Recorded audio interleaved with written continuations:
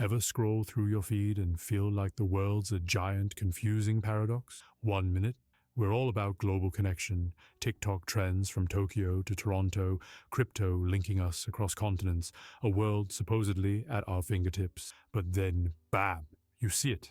That ancient, powerful force surging back like a tidal wave in our hyper-connected 21st century.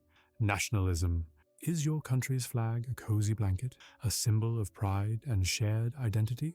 Or is it slowly, sneakily becoming a wall, dividing us from them? In an age where borders supposedly don't matter, why are so many people doubling down on national roots? What is this deep, almost primal human need that nationalism taps into?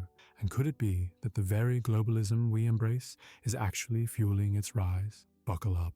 We're about to decode one of the most powerful, misunderstood, and downright viral forces shaping your world. This isn't just a history lesson, it's about understanding the invisible currents tugging at our societies, our politics, and maybe even our own identities. The 21st century was supposed to be the end of nations, right? Globalization, that fancy word for interconnected economies, cultures, and information, was meant to make borders feel kinda pointless. But here's the plot twist. Nationalism isn't just surviving, it's thriving. It's in fiery political speeches, passionate street protests, economic plans promising to protect our jobs, and fierce debates over who we are. Nationalism is a shapeshifter. It can be the engine of liberation, uniting people to fight for freedom, but it also has a dark side.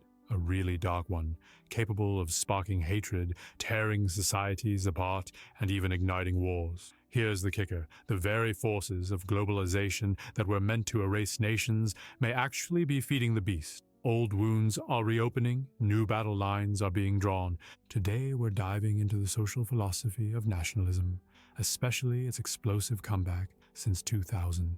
We'll examine its different faces. Is it about laws, blood, culture, or economics? We'll explore the minds of the thinkers who invented the very idea of nation, and crucially, we'll untangle the messy dance between nationalism and globalism, because understanding that tension might be the key to understanding where we're all headed.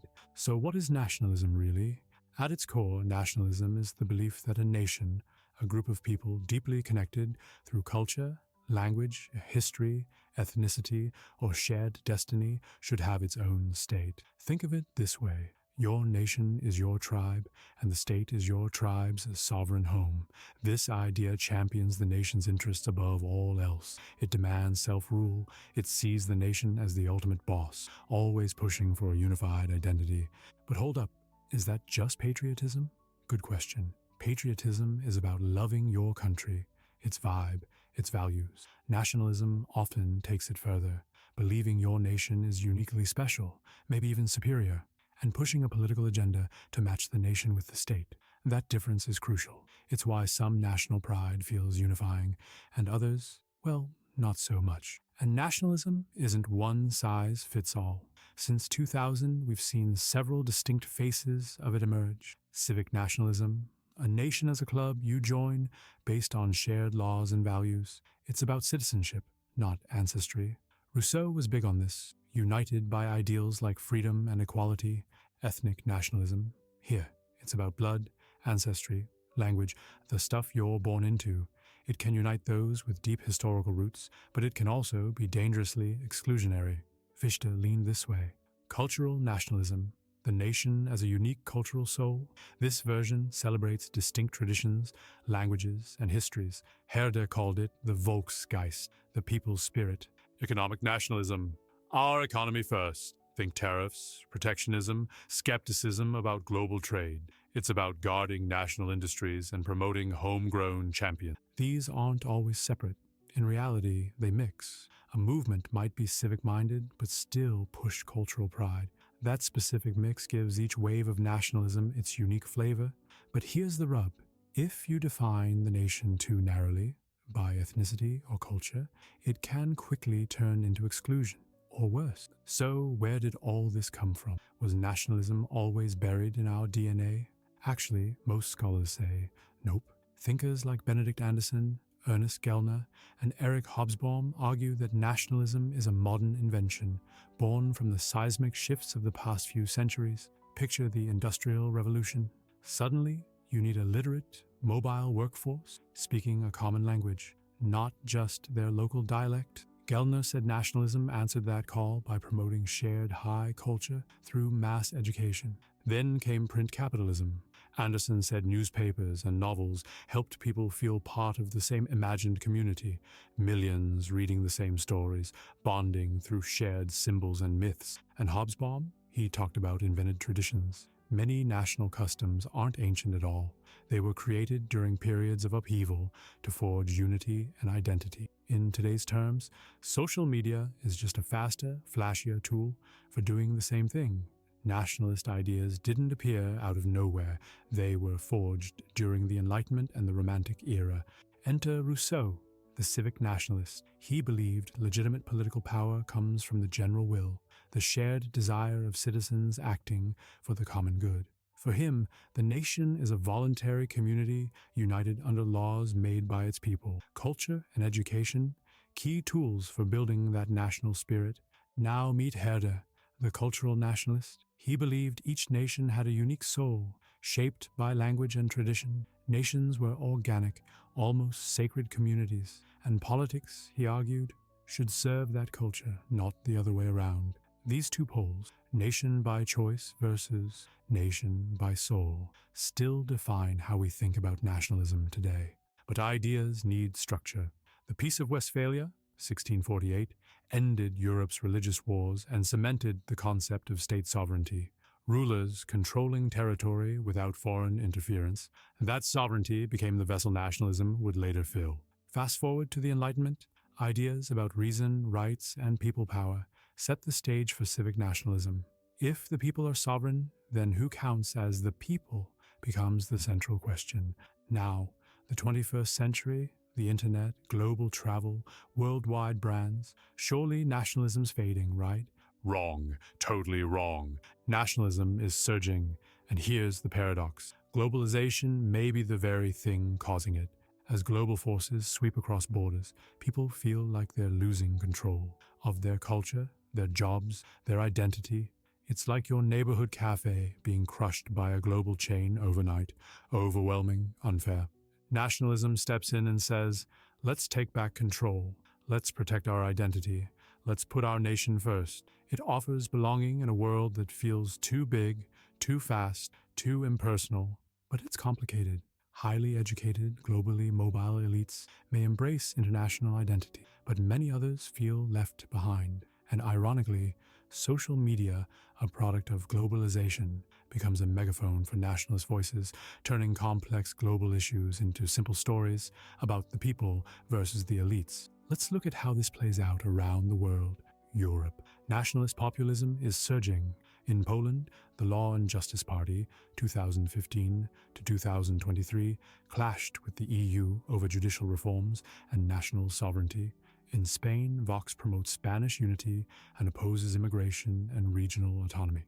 Nigel Farage's Reform UK, 2024 to 2025, shook up British politics, blending nationalism with left-leaning economic promises. Classic populism. Asia. Nationalism often ties to ethnic or religious identity. In India, Modi's BJP promotes Hindu nationalism, reshaping Indian identity. In China, Xi Jinping's Chinese dream is about national rejuvenation, a strong, unified China. America's nationalism takes on populist tones. In the U.S., Trump's America First mantra returned in his second term, 2024 to 2025. Tariffs, immigration crackdowns, anti-globalism. In Brazil, Bolsonaro fused nationalism with authoritarian nostalgia. In El Salvador, Nayib Bukele uses strongman nationalism to fight crime, wildly popular but heavily criticized for human rights abuses. This nationalist wave isn't just symbolic, it's reshaping geopolitics. Populist nationalism often paints a black and white world. Pure people versus corrupt elites. It bashes the media, dismisses dissent, and defines the nation in narrow, exclusionary terms. And the result? Massive polarization. National identity gets tangled in party identity. Politics becomes tribal warfare, not dialogue. Globally, We're seeing trade wars, treaty withdrawals, and fading trust in international institutions. The mantra, "My nation first," undermines global cooperation just when we need it most. Pandemics, climate change, economic crises. These aren't problems a single flag can solve. But here's the thing. This struggle isn't new. The ancient Greeks had the polis. Your identity was your city's identity. Aristotle called us political animals who live best as active citizens. But it was exclusive. Women, slaves, foreigners were left out. The Romans had civitas, a citizen body with rights and duties. They even extended forms of citizenship to conquered peoples, more inclusive than many modern ethnic nationalisms. And let's not forget the Greeks' invention of barbarian. Anyone who didn't speak Greek. Over time, it meant uncivilized, inferior, a way to justify who's in and who's out. Sound familiar? But there was also a counter-idea, Stoic cosmopolitanism. Thinkers like Zeno, Cicero, and Marcus Aurelius imagined a universal city, a shared humanity. Cicero saw loyalty as concentric circles from self to world. The Stoic Hierocles said we should contract the circles, treat strangers like family. That ancient tug-of-war, tribe versus humanity, is still with us. Modern philosophers wrestle with it too. Martha Nussbaum calls for globally sensitive patriotism. Yael Tamir advocates for liberal nationalism that promotes belonging and democracy. Kwame Anthony Appiah offers rooted cosmopolitanism, global citizens who still love their hometowns. The Stoics pointed to an ideal, but we're still trying to figure out how to live it. So, what's the bottom line?